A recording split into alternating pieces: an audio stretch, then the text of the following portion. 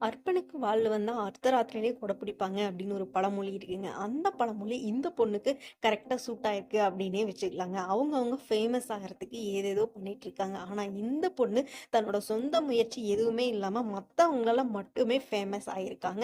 இவங்களுடைய original name என்ன அப்படின்னு பார்த்தீங்கன்னா, மோனாலிசா போஸ்லே. இவங்களுடைய சொந்த ஊர் அப்படின்னு பார்த்தீங்கன்னா இந்தூர். இவங்க பாசி ஊசி விக்கிறவங்க தான்.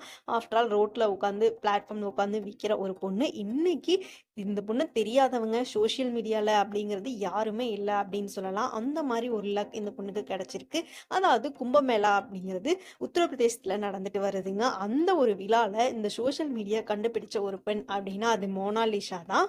இந்த பெண் எதனால ஃபேமஸ் ஆனாங்க அப்படின்னு பார்த்தீங்கன்னா, அவங்கள போய் கேட்டா அவங்களுக்கே தெரியாது அப்படின்னு தான் சொல்லுவாங்க. ஏன் அப்படின்னு பார்த்தீங்கன்னா, அழகு அப்படிங்கிற ஒரு இத வச்சு இவங்க இன்னைக்கு ஃபேமஸ் ஆயிருக்காங்க. கேட்டாங்கன்னா, ஐ பியூட்டி அப்படின்னும் சொல்லிட்டு இருக்காங்க. ஆள் அழகு இவங்களோட ஷார்ட்ஸ் அண்ட் வீடியோஸ் தான் சோஷியல் மீடியாலயே ட்ரெண்டிங் ஆயிட்டு இருக்குன்னு சொல்லலாம். அது மட்டும் ட்ரெண்டிங் ஆகுறது மட்டும் இல்லாம, இவங்களுக்கு இப்ப சினிமால நடிக்கிறதுக்கும் வாய்ப்பு கிடைச்சிருக்கா சொல்லப்படுதுங்க. ஸோ கூடிய சீக்கிரம் நம்ம இவங்க சினிமாலயும் எதிர்பார்க்கலாம்.